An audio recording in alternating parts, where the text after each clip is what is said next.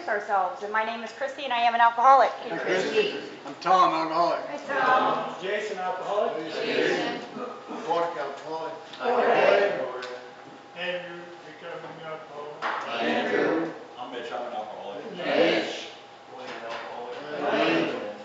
Don, alcoholic. Don. Jared, alcoholic. Jared. My name's Greg, I'm an alcoholic. Greg. I'm Kennedy, I'm an alcoholic. Kennedy. Jared, alcoholic. Gary. Melanie Elmon. Melanie. Wayne, alcoholic. Wayne. My name's Wes, I'm an alcoholic. Wes. My name's Al, I'm an alcoholic. Al. Fagan, alcoholic. Fagan. Crystal alcoholic. And Crystal. Ryan, I'm an alcoholic. And Ryan. Kevin, I'm an alcoholic. Kevin. Brent, alcoholic. And Brent. Ted, alcoholic. And Ted. Eric. Eric. Jennifer Grateful Recovery alcoholic. Jennifer. Preston, alcoholic. And Preston. And who do we have on the phone?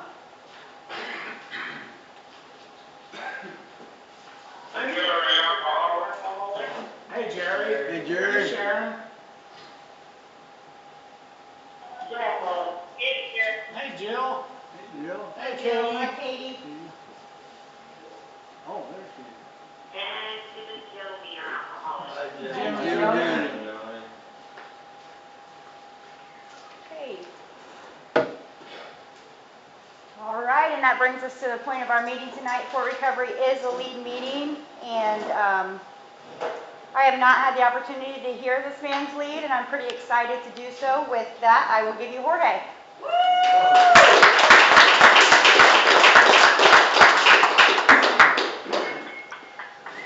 Hello everyone, my name is Jorge and I'm alcoholic. Hey, Jorge. First of all, thank you for everybody for the invitation. Happy to be here.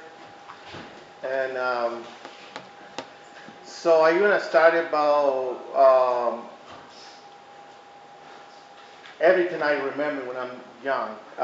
So I'm from Mexico and my full language is Spanish, so if you see something weird when I speak in, sorry for that, but I'll try to explain it to you guys the best I can. Yeah. So I have 9 brothers and sisters. I'm the number 4. So I have really close with my uncle. He is an alcoholic. I helping him all the time at home and work, and I see him all the time have a bottle of alcohol. This is not wine, it's not beer, it's 100% alcohol. So I see him drinking every day. So some point for me it's like normal. But when I'm probably 4 or 5 years after, I see him all the time. He died from cirrhosis, and I feel really bad about it. And I promised to my mom I never gonna pick up any beer or anything like that. So, but somehow I just moved from Mexico to Georgia when I'm 15 years old, and all the people in there, they drink every day. And they told me a couple times, hey, you get one. And I remember I say no, first of all, maybe a couple times, but and sooner or later I got one. And I don't know when the alcoholism attracted me, and it coming to every day. I'm okay with that part for the first years, maybe 10 years. I don't cause any trouble, but I know I drink for like 20 years, and last 5 years it turned into more. I prefer drinking, staying home than going to church or take time with my family, my kids. If I had money in my wallet, if if I know I need to do groceries at home, I prefer go to get the beer than buy milk for my kids, things like that. And every time I go to the bar, I have money, and I feel, that's what I feel. I feel happy because I want to spend all the money I have. And I stay in the bar until they close it. Sometimes they told me, hey, get out. The next day, I don't have any money to support my family. I never recognize this, everything I do for my family until I decided to stop drinking. So one day I go to the, in cold water, it's on play this wine. I never drink wine. And I remember this, I just go home and really drunk, and my wife is mad at me, and I can't remember what she said, but I think she said she's gonna leave the home.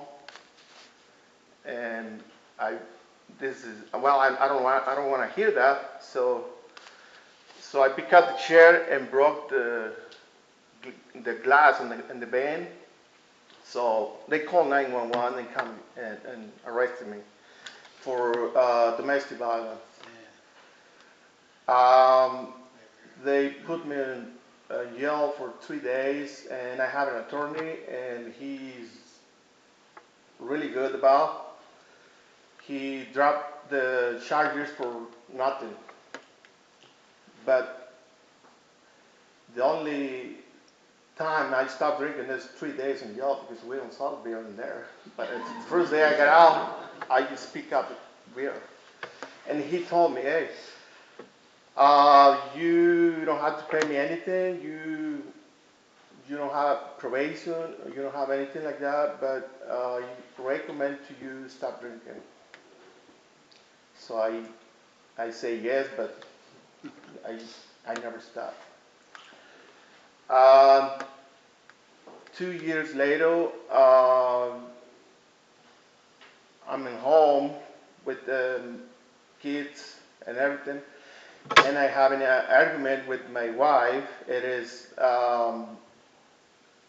same thing. It's not a physical fight, but it's verbal. So my son called 911, and the police show up again. And I remember everything. I tried to explain to those guys and things like that. And no, it's domestic violence again. They arrested me. They released me 3 days later. The only condition they told me, hey, if I let you go home, please don't drink. And I say, okay. But no, I just got directly to the liquor store and I buy more. They give me a court day. I think like in 2 weeks after that day, I drink every day until I can't remember anything, and driving. So 2 days before I had a court day, they pulled me over, and I called my boss to come and pick me up. And he's really nice guy. He know everything what's happened, and he said, "Well, I think you need to look it up a different way to fix your problems." But that time I'm so say, "Oh, maybe I'm gonna be okay," like at the first time.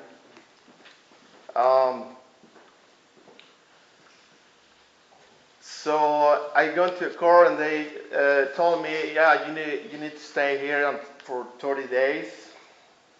That 30 days, they really scare me. I never be in jail or things like that. I don't want to be. 30 days is too much for me because I'm always close to my family. But even if I don't too close, because I'm always drinking, this really affected me emotionally and I started thinking about what I want to do for my life. Um, the first 3 days in jail, I had probably a lot of headache because the stress in there is thinking and thinking.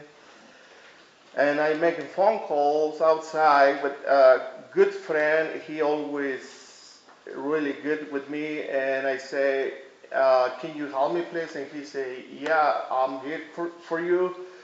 But in this case, you have to do your part about your alcohol problem. Um, the one day I say, yeah, I just put my knees and there and I pray for God to help me to get through this. And I decided that day if I get out from here, I'm gonna stop drinking. So I feel really happy the next day, and I wake up and I start cleaning all the spots. And I know I feel something different. I don't know why, but yeah. And the next day, I hear they say, Jorge, you go home. This is 20 days before complete this 30 days. So I'm in there only 10 days. And I start thinking, what happened here? Why they changed? Something changed. And I start asking a question about Tony, my friend. Would you do something? You talk to somebody? No. So I'm Catholic. I believe I'm always pray for God for a lot of other reasons. For my mom, for friends, for thank you. But I never asked God to help me to stop drinking. I have to do my part, and so and like I want to relate this. When I'm young, I go to school. We don't. My mom, they don't have. They have a break time, and the moms they come to school and give something to the kids to eat. I never have anything. But I'm so happy because my mom show up every day. Say, yeah, I'm sorry, Jorge, I don't have nothing at home for you, but I'm here.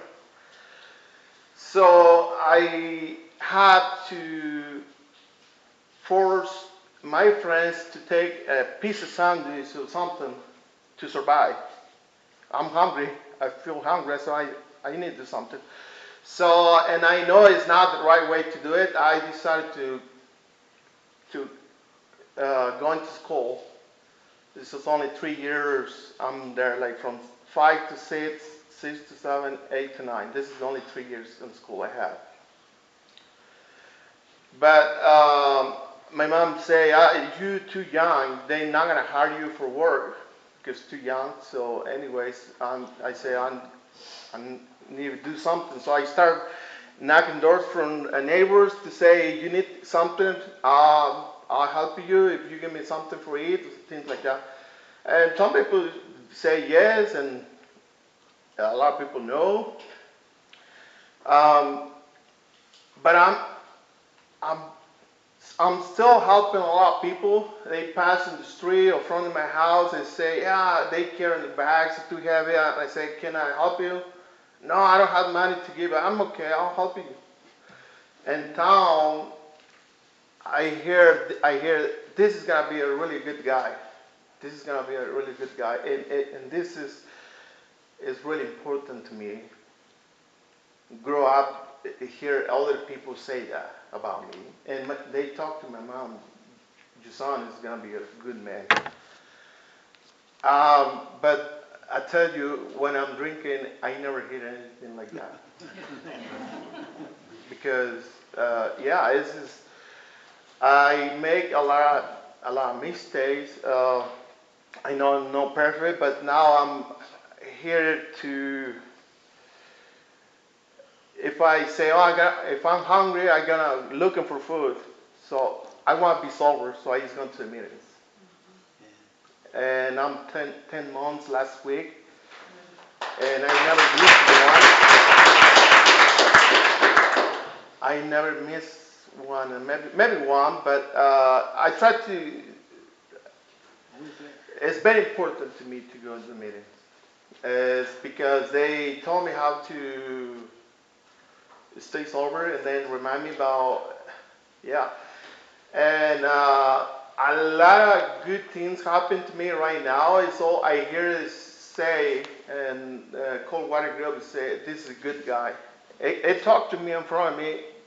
It makes me remember when I'm a little, people say that about me.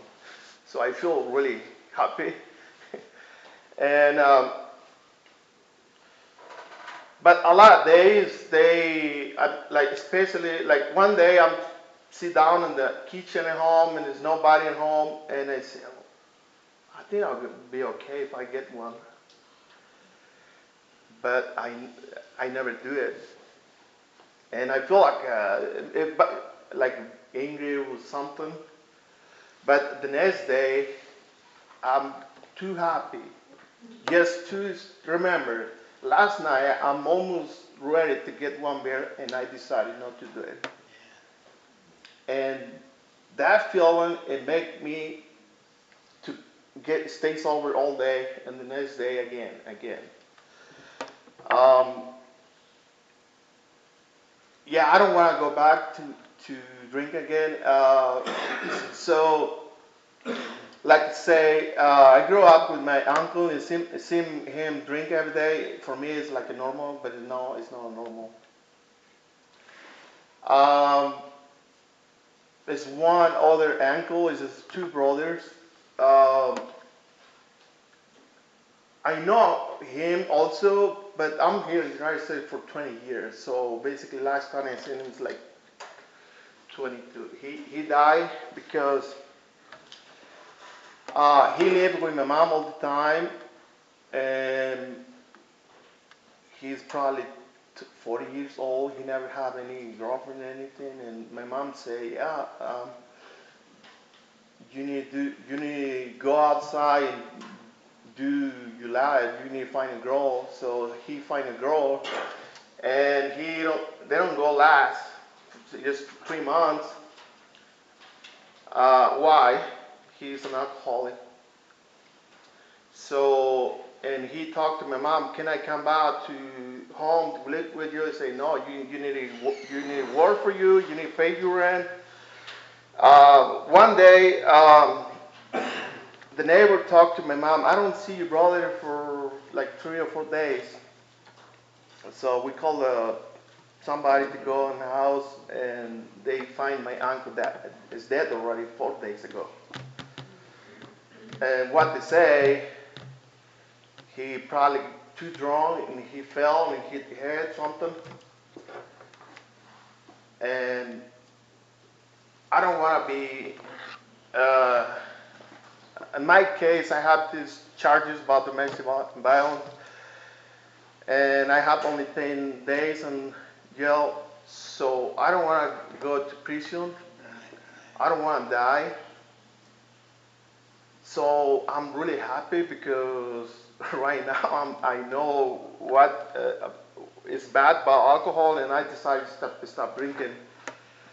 Um, yeah, I don't want to hurt anybody because there's 15 years I'm driving and drinking.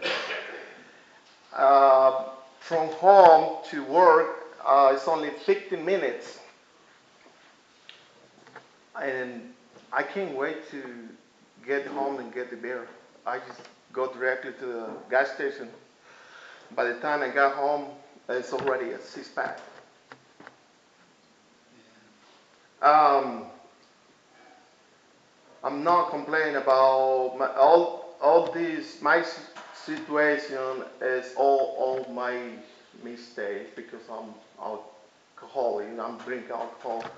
I seen the police officer, they pulled me over and he say, oh, I know you. You mad at me? I say, no, actually, thank you because you saved my life. I say that and he's happy because I say that. So this is now who put me in that situation is not him, it's me. Um, it turned into say like also my boss invited me to a Bible study when I'm still drinking, and this is Saturday mornings, and I have day off Saturday, and I say no, because I want to get drunk tonight and I don't want to wake up, and I tell him no because I wanted to clean the house, I want to do something. I'm lying to him. Um, so I started going to the Bible study after I decided to start drinking, and I also is very important to me. My faith. It grew up now in last year. It come to every day. I have to pray and say thank you to the people who help me, and God is still have given me a lot of good opportunities. And I talked to my wife. Sorry about everything I do because it's a lot of bad days. I and I don't, like I say, I don't want to be a bad person, but the alcohol changes everybody. Probably, I don't know, it changed me. And I'm still happy because I'm so have my family. I'm so okay, and I still have my job. And also, it helped me. I have good people around me. They say, yeah, we pray together, and but like I said, it's a big difference to me if going to a meeting and on cold water. Like I say, it's 10 months already, and I'm still probation. They give me 2 years probation. I'm not allowed to drive in. But this is it's some. I'm able to get through this. This is no a problem for me. I'm able to get through this.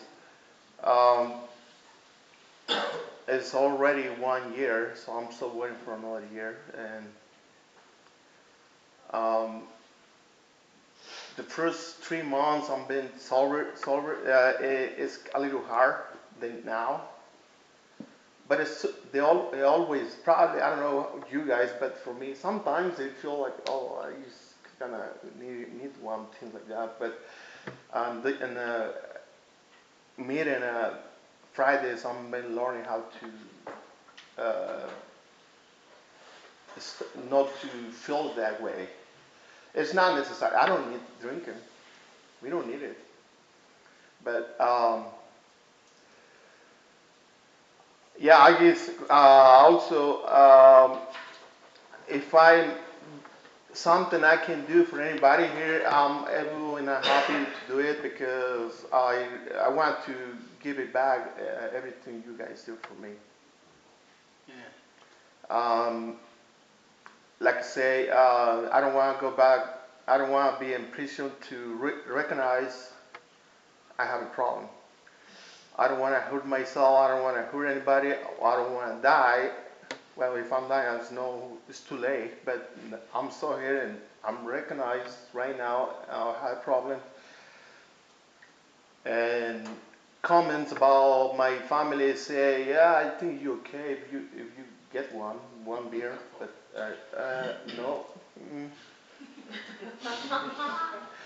Uh, like I said, this recently I stopped drinking. Is very hard. I never gone to party. I never gone to places that have an alcohol. now I can sit down with anybody. I mean, I'm not gonna do it, but I now wanna see also somebody sit down beside me with beer because I wanna tell him about. I don't do it. Please don't do it.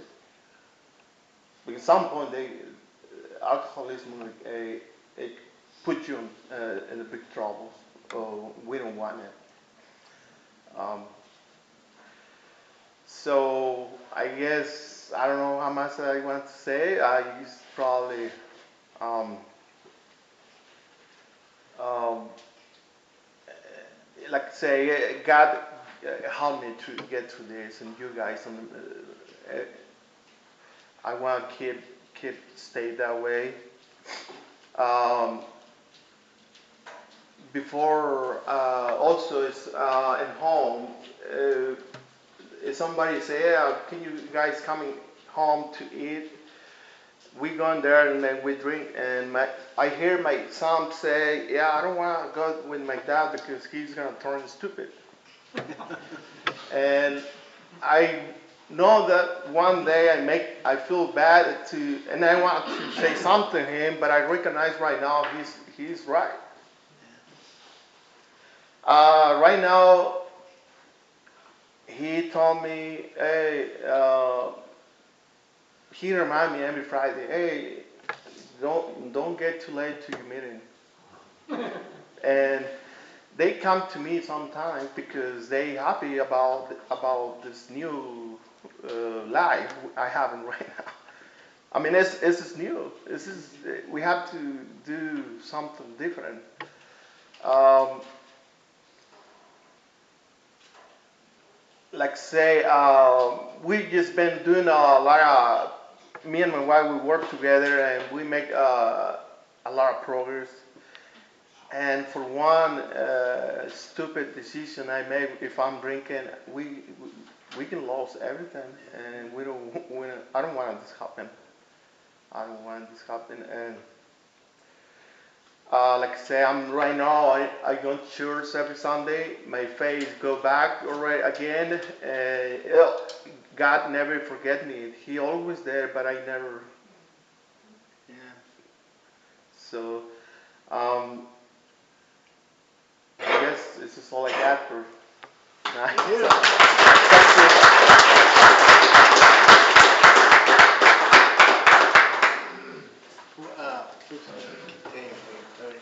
Thanks, Jorge. Yeah. Oh, thank you. Here's a certificate of appreciation. Thank you. My name is Chrissy, and I'm an alcoholic. Chrissy. Good lead. I can relate to your story quite a bit. I can relate to the situation with the cops. It wasn't, they were doing their job, and to be honest with you, for many years I played the victim and how Mercer County was just picking on me. And in all reality, when I stopped doing what I was doing, I didn't give them a reason to actually do their job anymore. So, yeah, and they did. They saved my life, and I'm grateful for that. And when we can come to that clarity, to realize that if we weren't doing what we were doing, we wouldn't have had them problems.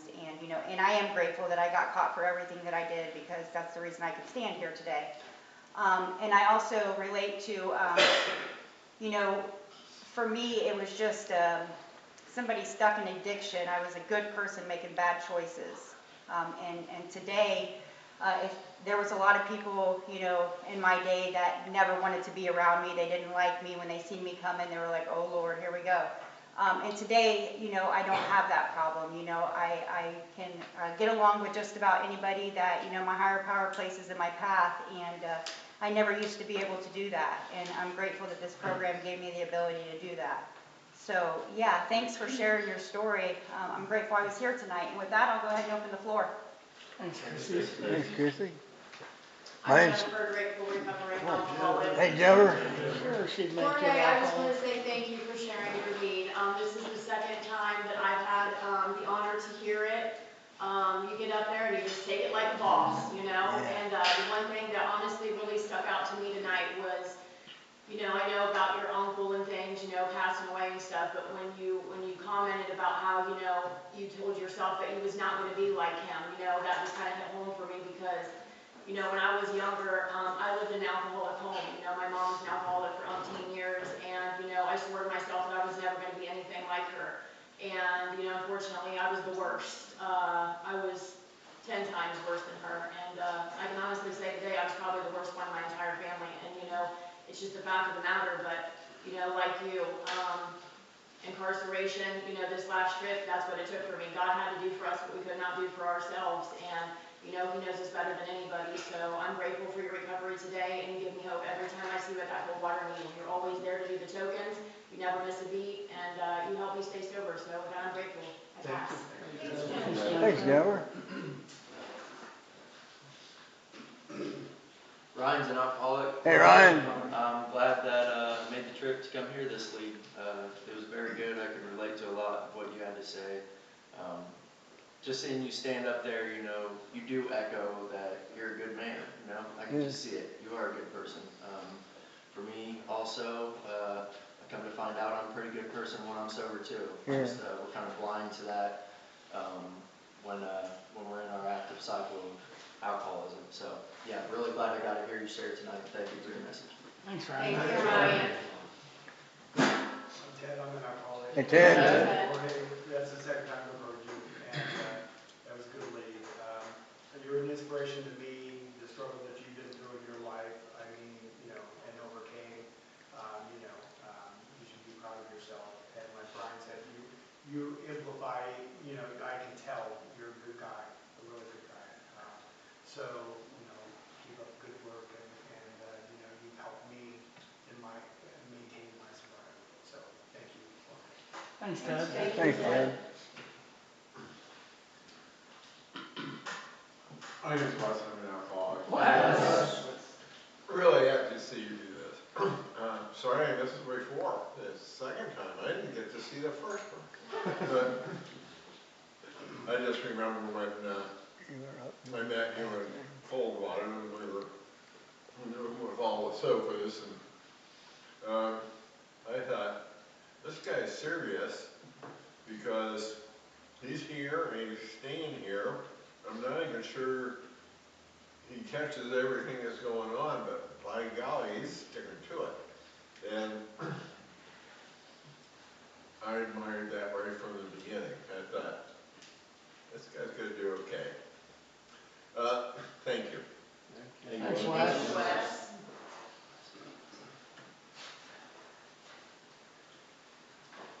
My name's Jason. I'm an alcoholic. Hey, Jason. Yeah, Jorge. I was bummed out. I didn't know. I missed your first one as well. But, you know, we hear what we need to hear when we need to hear it right at the right time. And I was glad to be here tonight. And I met you, I don't know, you've been sober just maybe a month or, you know, and met you in Coldwater. But I could tell there was something serious. Yeah. You know, I could tell you were determined to get sober, and we chatted outside, and I was wanting to try to freshen up on my Spanish. But you were like, no, I want to freshen up on my English. He was like, you know, he didn't want me, you know, he wanted me to talk to him in English, and I'm like, all right, man, all right. And then, you know, I met a couple of your kids, I think, the one time, and beautiful family, and it just reminds me that it doesn't matter whether, you know what I mean, or white or Mexican or black or orange or whatever, that alcoholism can affect us the same exact way. It's the same story, maybe a different language, but it's the same things happen to all of us, no matter what, if we're alcoholic. And I don't know, I could hear your genuineness, your honesty, and your lead. You opened up, and I could really recall too, like, people saying that I was kind of a good kid, you know. But then the story changed after I started drinking. People were like, I know he's a good kid, but man, he's an idiot when he's drinking, or he's violent, or he's, you know, man, I really like to see him get it together. And so it does feel good today to have a good reputation, or a decent reputation, and people respect you. The other thing I could relate to was I had a bunch of good people around me, but I pushed them all away. Yeah. I made excuses, I lied. Oh, I'm too busy, I can't, go to Bible study, I can't make it this week, because I wanted to drink. And then once I got away from that, I was able to see that God was doing for me then. He was reaching out to me and trying to help me. And then, finally one day I reached out my hand back to God and He saved me and helped me stay sober today. So, man, that was a great lead, and thanks for being my friend. Thank you. Thanks, Jason. I'm Garrett, an alcoholic. Hey, Gary. Graduation when we were 32 months ago. That was a good day. I've heard in AA there's no small jobs in AA. You get a job, do it not token, you're always there. See, in recovery, be an active member of Alcoholics Anonymous. Just as having an active member, or just as having a member of Alcoholics Anonymous isn't enough. We got to put something into it. You do. And I know your family, I met your wife at Annenberg. Beautiful family. And you're on the right path. Thank you for being my friend. Thanks, Gary. Thanks, Gary. I'm Mitch, I'm an alcoholic. Hi, Mitch. Yeah, I'm also bummed out that I missed your first lead, Jorge, because quarter's my home group, and I just got a roommate that just doesn't want to wake me up sometimes, so. But Jorge, man, that was freaking awesome. I'm so happy. When I got here, I think I heard Jennifer saying something that you're giving your lead, and I was just like, I'm super happy to hear this. I'm going to tell you something that, really, I think maybe help you to keep going down the right track. It was when I was in jail, I was the same way, where, someone said, Mitch, you got to stop, and I'm like, okay, but it just, but I was sitting in we did the AA in jail, and it was some of the best meetings I ever had. And the guys that showed up, one of the guys said, thank God for Gary T for being a crazy ass drunk that ran people off the road and was a freaking nut job. Thank you that happened, because if it didn't happen, he wouldn't be here helping so many people in this meeting and whatnot. So I think that one day you're going to be helping a lot of people, so that we can all say thank you, Jorge, for being a crazy Mexican around this area. You guys are a bunch of shit, so that you can come back and help others, man. That's all I got. Thanks, Mitch. I'm Andrew Recovery. Andrew. I want to thank you for sharing with us that. I also had an uncle that drank till he died, but he was well to do with, and money wasn't no problem, but he just couldn't quit drinking, and one day they found him dead, and they just figured he just had alcohol poisoning and killed him. Yeah, that was hard for me to understand, but I just want to thank you for sharing with us. Thanks, Andrew. Thank you, Andrew. I'm Dwayne, I'm an alcoholic. Good morning. Jorge, I want to thank you for giving a lead. I was at your first lead in Coldwater, and when you told about your uncle, that was something, because some of us have seen friends do the same thing, and, it don't matter who it is, uncle, friend, whatever. That kind of thing sucks, and I'm glad that one time you was telling me, yeah, we thought about maybe having one beer, but I said, no, I go to a meeting, and that's a good thing, and that's awesome, because you know where you need to be, and I want to thank you for your lead and being my friend. That's all I got. Thanks, Dwayne.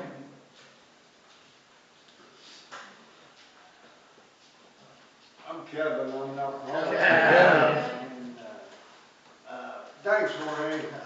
As a good lead, I also was in Coldwater when you gave your first lead, and and I've got to know you a little bit. I think one night we gave you a ride home. It was cold. I think you had your daughter with you that night, and and I think I seen you at that anniversary, and I think I run into you at the grocery store one time. And, so, things change so much when we get sober. We are completely different people when we're sober. And, thing is that, when we have children and stuff, those children have no say-so in the matter. They don't say, well, I hope I'm born to an alcoholic parent, They don't really have a say-so in that matter. And it's not that, it's not any way that alcoholics are bad people. We have an illness, we're sick. And, and the thing is for me, I went through exactly the story that you went through, and that was just, that for me, that was exactly how it ended up being. And it was always the same, over and over and over again. It was always the same. And, and for me, one of the greatest things that ever happened to me was to find a way to live without alcohol and be happy about it. I was always mad if I couldn't drink, And, I found a way to live without alcohol, be happy about it, and enjoy my life. My life keeps getting better. It's good. And, so you do a wonderful job. You're a part of this fellowship. You do a great job on Friday with the tokens and getting that. And the thing is that as long as you keep walking through that door sober, your life's going to get better and better and better. Yeah. So you just keep coming back. Thanks for being my friend, and thanks for sharing tonight. Thanks, Kevin. Thanks, Kevin. Hi, I'm an alcoholic. Yeah. Jorge, this is the only second time I met you. I met you one Friday night. I normally work second shift, but it's nice to get to know you. Good job, really. I understood darn near every word you said, if not every word. You did a good job speaking English. I just want to thank you for sharing. And let's stay sober together for a long time. Yeah. Thanks, Al. Thanks, Al. Hi, I'm Crystal, I'm an addict. Hey, Crystal. Crystal. So I really enjoyed you sharing. Everything you said just kind of like hit home in so many ways. What drew my attention the most was you expressing your faith, because I can relate, because my faith, I surrendered. I just didn't know what to do with it after I surrendered. And I was put in a place to where recovery and rooms were a must. And I knew that the Holy Spirit and my faith led me into these rooms and gave me the tools and stuff. I didn't always comply. Sometimes I just think I know so much. Yeah. But God, God will humble you. The rooms will humble you. They all work hand in hand if you allow it. So that's just one thing I really enjoy hearing from you, because that's something I can relate to. And it sucks that this is the first time meeting you, but I'm glad I did. So that happens. Thanks, Crystal.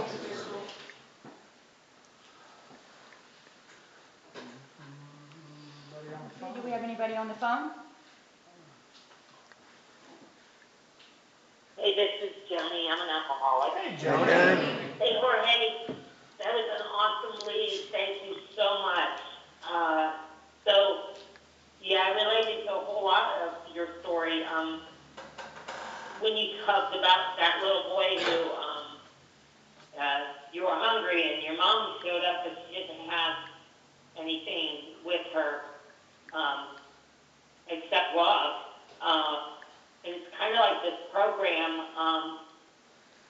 I came into these rooms and, people weren't giving me material things, but what they gave me was they loved me back to life. And that's sometimes all we can give one another is love. And the other thing I thought is that little boy went out and he searched for a solution to his problem. And that's what you did with this disease you were given too, this alcoholism. We're given a solution in these rooms. And we don't have to live the life that we were living. And for me, I didn't know what I didn't know, and I didn't know how to fix something that I had no idea how to get better and how to put the drink down. But we're pretty blessed that we have this solution today, and it's pretty simple if we keep it that way. So, yeah, that was an awesome lead, and can't wait to get back and see y'all in person again. So, here's Jim. Thanks, Joni. Thanks, Thanks, Joni. Joni. Hey, Jorge. Yeah.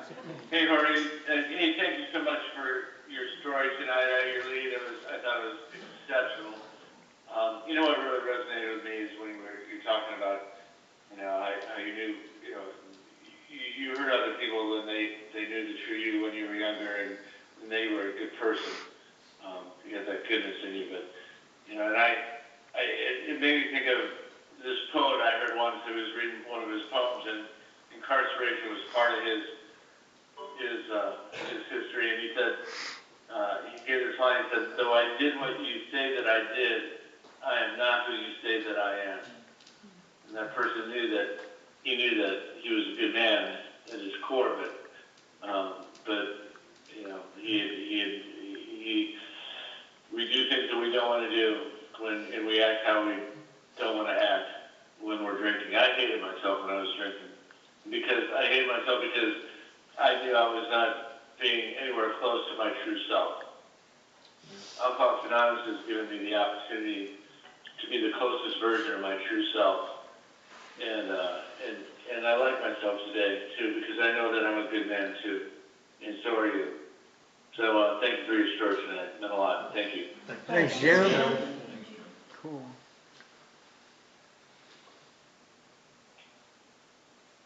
This is Katie. I'm an alcoholic. Hey, Katie. Hi, Jorge. Thank you for your lead. Wow. If alcoholism is universal, the solution in AA is also universal. And so I'm so glad that no matter where we come from in the world, or what families we come from, or the things that we've lived through, that we all can find a home together in AA, and that the solution works for all of us the same. I have children that I had lost trust. They were scared, had lost hope in some things because of my alcoholism and drug addiction, and the program gave them a gift also.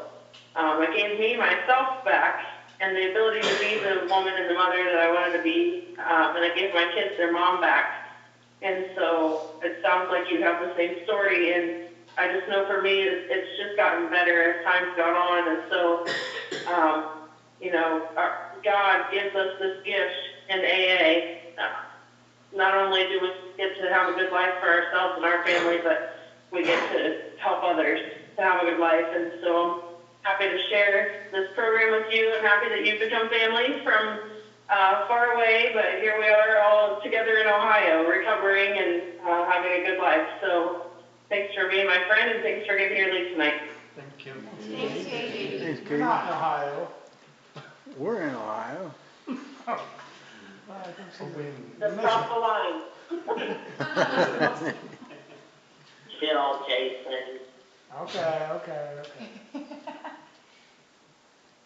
Do we have anybody else on the phone? Okay, well, I have asked my friend to read the closing remarks. I'm Dwayne, I'm an alcoholic. Hey, Dwayne. In closing, let me remind you that though no individual has the right to be wrong in his facts, every individual has the right to his own opinion. Remember also that anonymity is the spiritual foundation of the AA traditions. The things you have heard here and the things you have seen have been shared with you, are spoken and shared in confidence. Let them be treated as confidential. If you listen with an open mind, if you try to absorb what you have heard and seen, you are bound to gain a better understanding of yourself, of your problem, and of a way to better handle your problem. Talk to each other, reason with each other, but let there be no gossip and criticism of another. Instead, let there be love, acceptance, understanding, and companionship. Please stand, hold hands, and join me in the Lord's Prayer.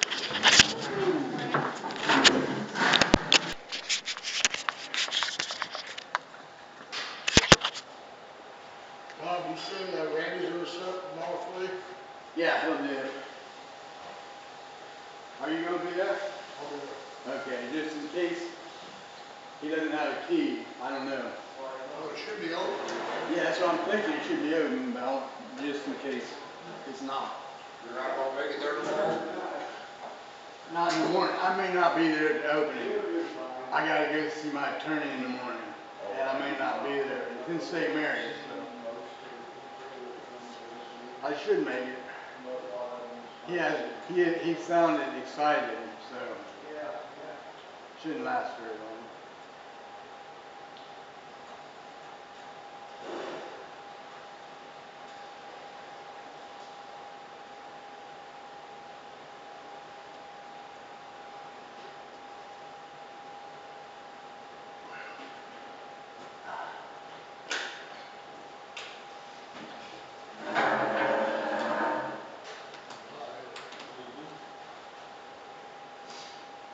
Nice job.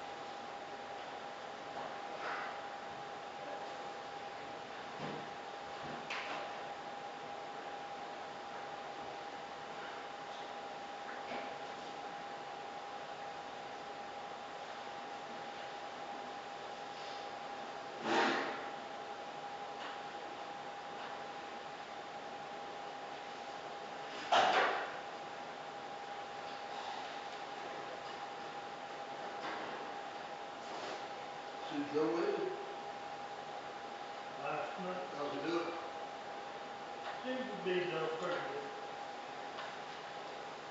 Got over his stone, or whatever he had. Double the loan guy Did did. it?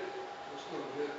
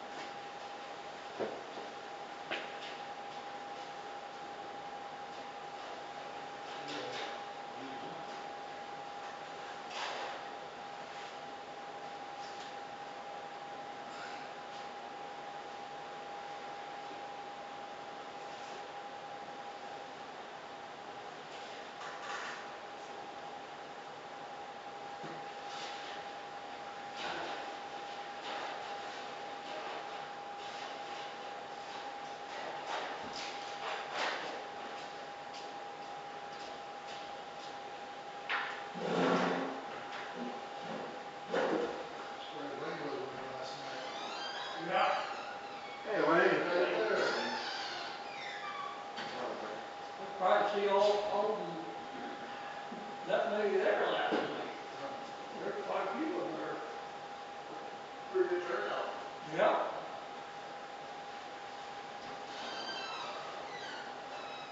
Hi, Greg. Hey, Greg. Not good to see you down there.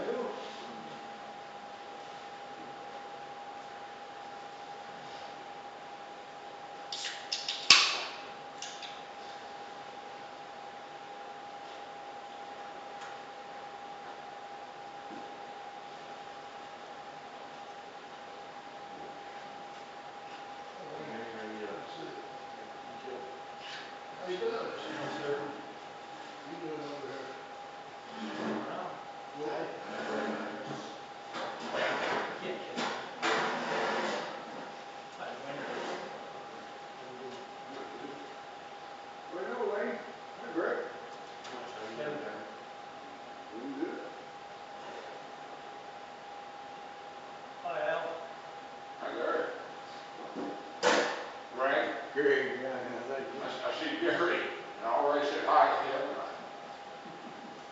Sorry about that. been called worse things. I was gonna say, I've been called worse today.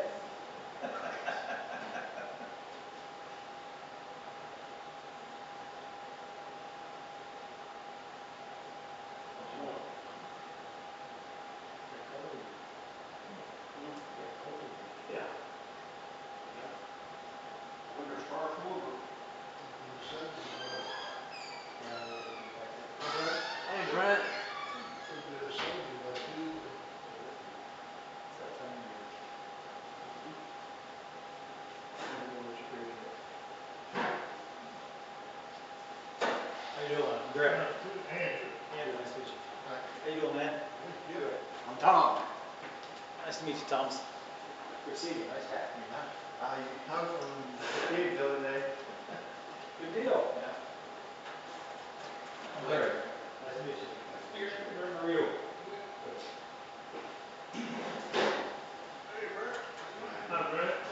Steve Rector. How you doing? Well, you driving around? Yeah.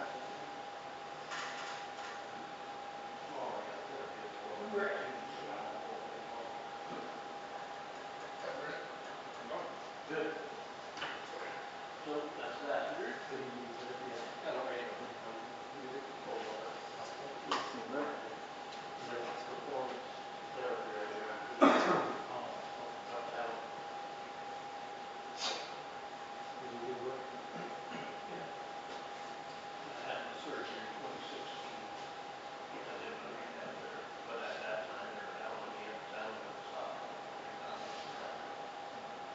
Well, yeah, Kevin told me that they didn't need you at the hospital. Really? The old man then, or? 91 years old. He was 91, yeah. Drink a lot of beer with him. He's go down the south side, he's got big old fish balls. Yeah, he was a good old guy. Denny Brunswick from Coldwater. No George Black. George Black, no, John Post. And He used to run with him sometimes too. Shorty Brown. Gene Holman. And, yeah. You know George Black? Oh, I do. Yeah, he's a sight. He's a big guy, was. He'd do anything in the world for you.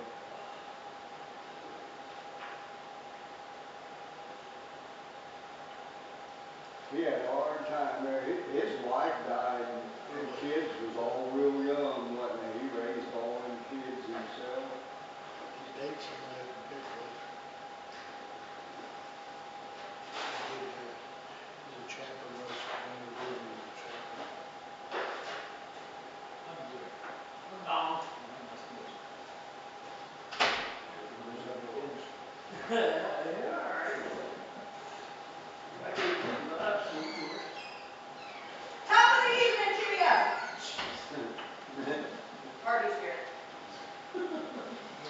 Hey, my lady. I just looked out there and I seen you guys coming. I said, here comes the girl. Yep, party's here.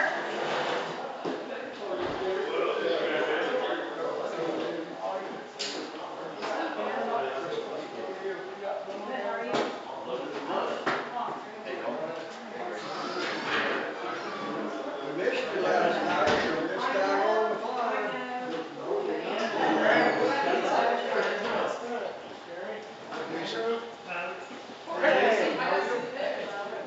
Good to see you.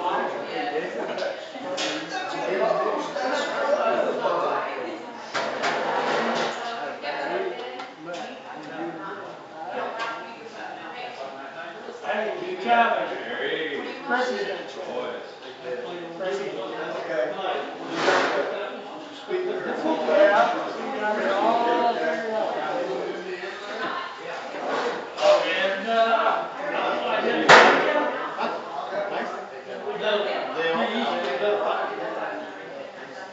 We went to Christian Hawaii.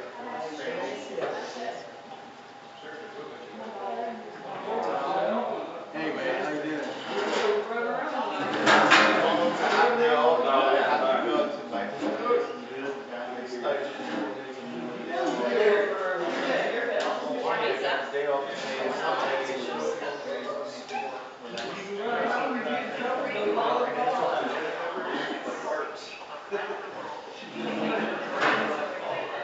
Yeah, that's what I told him. I ain't playing with you for junk. Or even if you made one unbaked. Hey, Preston. Melody. Is that right, Melody? Otherwise, please enter your PIN followed by the pound or hash. If you do not know your PIN, please enter the pound or hash. Please announce your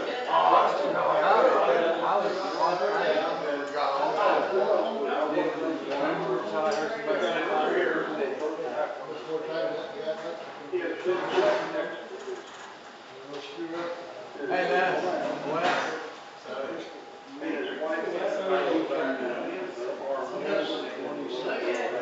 I keep on calling Paul every day. Keep on arguing with him. Paul wants to come on. My backside is she looked at me, she said, "Why you got a car?" I said, "Well, that's sure. I got a car and I can't drive." Where'd you go? Can't get it to the tag.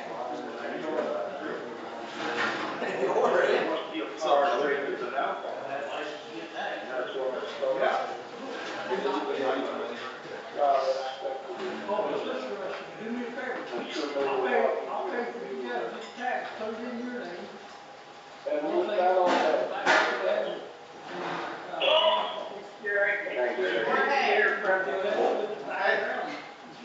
No way you gonna do that. I said, well, your car's gonna be bad. You're gonna have to put a little bit of money in it. I said, I got a car sitting right out here in the yard. You guys can drive. This is Bill. You guys start the meeting early or what time on? 7 o'clock, Joe. Hi, Joe. Aaron. Yeah, they did the 6 o'clock meeting on, this line now too. And we were down in Denver. I'm like, what the hell? I know. No, I'm like that tomorrow. Oh, Well, I didn't know that. she makes sure I don't get lost. Now you do. Hey, guys. Jody. Bye, how are you? Hi. Joni and Jim. They still have to Make sure I do that. So like you can call. Oh. Hello? leave me alone. Yeah, yeah. Hello. Hello. Go to bed. So I didn't go to bed till 2 o'clock. Chrissy, if you need anything, just holler at me. All right, Casey. Yeah, no problem. All right, well, hello, everybody. My name is Christy, and I am an alcoholic. Chrissy. All right, Alcoholics Anonymous is a fellowship of people who share their experience, strength, and hope with each other that they may solve their common problem and help others to recover from alcoholism. The only requirement for membership is a desire to stop drinking. There are no dues or fees for AA membership. We are self-supporting through our own contributions. AA is not allied with any sect, denomination, politics, organization, or institution, does not wish to engage in any controversy, neither endorses nor opposes any causes. Our primary purpose is to stay sober and help other alcoholics to achieve sobriety. And I have asked a friend to read, let's open the meeting with the serenity prayer. God, grant me the serenity to accept the things I cannot change, courage to change the things I can, and the wisdom to know the difference. And I've asked a friend to read how it works. I'm Ted, I'm an alcoholic. Ted. How it works. Rarely have we seen a person fail who has thoroughly followed their path. Those who do not recover are people who cannot or will not completely give themselves to this simple program. Usually men and women who are constitutionally capable of being honest with themselves. They are such unfortunate. They are not their fault. They seem to have been born that way. They are naturally incapable of grasping and developing a manner of living which demands rigorous honesty. Their chances are less than average. There are those, too, who suffer from grave emotional and mental disorders, but many of them do recover if they have the capacity to be honest. Our story is closed in a general way, what we used to be like, what happened, and what we are like now. If you have decided you want what we have and are willing to go to any length to get it, then you are ready to take certain steps. And some of these we walked. We thought we could find an easier, softer way, but we could not. With all the earnestness at our command, we begged you to be fearless and thorough from the very start. Some of us have tried to hold on to our old ideals, and the result was nil until we let go absolutely. Remember that we deal with alcohol, cunning, baffling, powerful. Without help, it is too much for us. But there is one who has all power. That one is God. May you find him now. Half measures avails nothing. We stood at the turning point. We asked his protection and care with complete abandon. Here are the steps we took which are suggested as a program of recovery. 1. We admitted we were powerless over alcohol, that our lives had become unmanageable. 2. Came to believe that a power greater than ourselves could restore us to sanity. 3. Made a decision to turn our will and our lives over to care God as we understood. 4. Made a searching and fearless moral inventory of ourselves. 5. Admitted to God, to ourselves, and to another human being the exact nature of our wrongs. 6. We're entirely ready to have God remove all these defects of character. 7. Ask him to remove our curse. 8. Made a list of persons we have harmed and became willing to make amends to them all. 9. Made correct amends to such people wherever possible, except when to do so would injure them or others. 10. Continue to take personal inventory, and when we were wrong, promptly admit it. 11. Sought through prayer and meditation to improve our religious contact with God as we understood Him, praying only for the knowledge of His will for us and power to carry that out. And 12. Having had a spiritual awakening as a result of these steps, we try to carry this message to the alcoholics and try to practice these principles in all of our affairs. Many of us exclaim, "What an order! I can't go through with it." Do not be discouraged. No one among us has been able to maintain anything like perfect adherence to these principles. We are not saints. The point is that we are willing to grow on spiritual lines.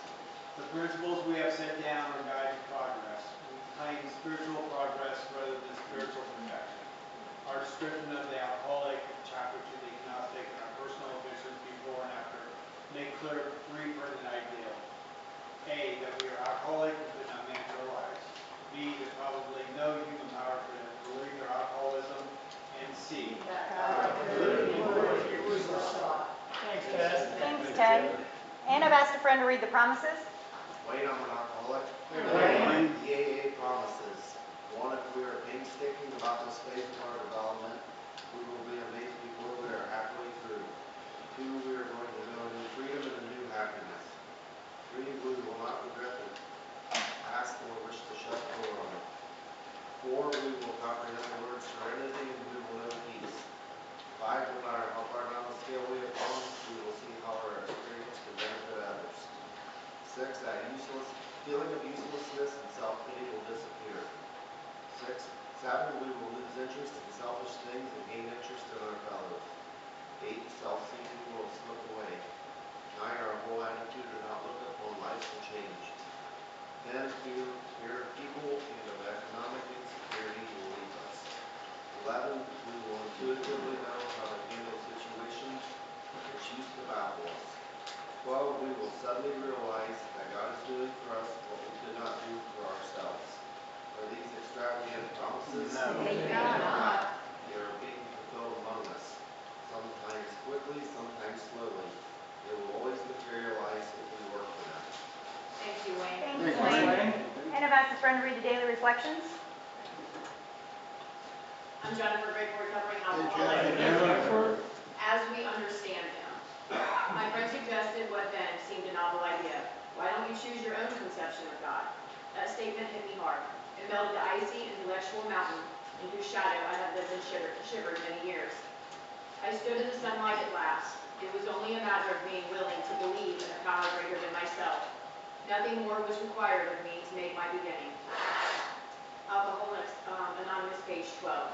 I remember the times I looked up into the sky and reflected on who started it all and how. When I came to AA, an understanding of some description of the spiritual dimension became a necessary adjunct to a stable sobriety. After reading a variety of versions, including the scientific, of a great explosion, I went for simplicity and made the understanding the great power that made the explosion possible. With the vastness of the universe under his command, he would no doubt be able to guide my thinking and actions if I was prepared to accept his guidance. But I could not expect help if I turned my back on that help and went on my own way. I became willing to believe, and I have had 26 years of stable and satisfying sobriety. Anyone ask a friend to read the 24 hours? Here, Thank you. March 16th, I thought of the day. Before we decided to quit drinking, most of us have to come against a blank wall. You see the direct and we have to quit. We don't know which way to turn for help. There seems to be no door in that blank wall. It opens the door that leads to sobriety. I encourage us honestly admit that we're alcoholics and realize that we can't take even one drink by showing us which way to turn for help. It opens the door in the blank wall. By walking through that door to sobriety. Meditation for the day. I must have a sinless purpose to do my part in God's work. I must not let material distraction interfere with my job and improving personal relationships. It is easy to become distracted by material affairs, so that I lose my singleness of purpose. I do not have time to be concerned about multifarious concerns of the world. I must concentrate and specialize in what I can do best. Prayer for the day, I pray that I may not become distracted by material affairs. I pray that I may concentrate on doing what I can do best. Thank you, Gary. And I've asked a friend to read As Bill Sees It. I'm Preston, I'm an alcoholic. Hey, Preston. Two kinds of pride on page 107 in As Bill Sees It. The prideful righteousness of good people may often be just as destructive as the glaring sins of those who are supposedly not so good. We love to shout the damaging fact that millions of the good men of religion were still killing one another off in the name of God. This all meant, of course, that we had substituted negative for positive thinking. After we came to AA, we had to recognize that this trait has been an ego-feeding proposition. In elaborating the sins of some religious people, we could feel superior on all of them. Moreover, we could avoid looking at some of our own shortcomings. Self-righteousness, the very thing that we had contemptuously condemned in others, was our own besetting evil. This phony form of respectability was our own undoing, so far as faith was concerned. But finally, driven to AA, we learned better. And I've asked my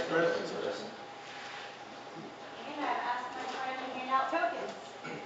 I'm Kevin, I'm an alcoholic. We hand out tokens at the Fort Recovery meeting here, recognizing different lengths of sobriety. And we start off with a 24-hour token. Anybody here for the first meeting or back after doing research? Okay. Then we have monthly tokens. One up through 11 months. Anybody have a monthly token today? Okay. Then we move up to a 1 year. Then we have an 18-month token. And then we have multiple years after that, and it goes up for a long time. Anybody got anniversary today? Anybody have any time they'd like to have recognized? I'm Jennifer, grateful recovery Jennifer. alcoholic. I have 32 months exactly today.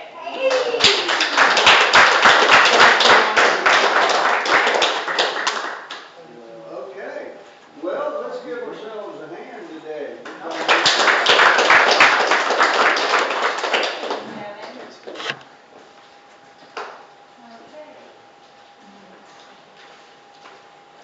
We have loose leaf literature, books back there, the readings for the day, the big book. Feel free to grab any of the loose leaf literature. If you need one of them books, just get with one of us after the meeting, and you can have them at cost. And if you need one, we'll work it out to make sure you can get one. There's schedules back there for the local meetings. And is there any announcements from the floor? Have fun doing the bowling. Yes, it was a great time. Oh, great. Yeah, I'm Kevin, I'm now Paul. Hi, Kevin. Yeah, we had a good turnout in bowling last night, that was, good, had a good time. And the other thing is that this group, Fort Recovery Group, will be having an anniversary on August 27th, I believe.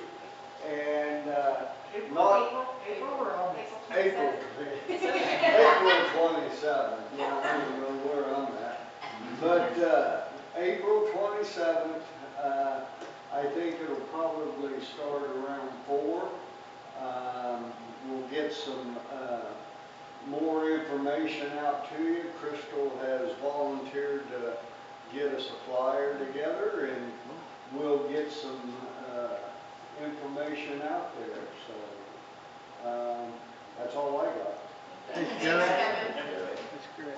We've already passed the 7 tradition basket around, and with that, we will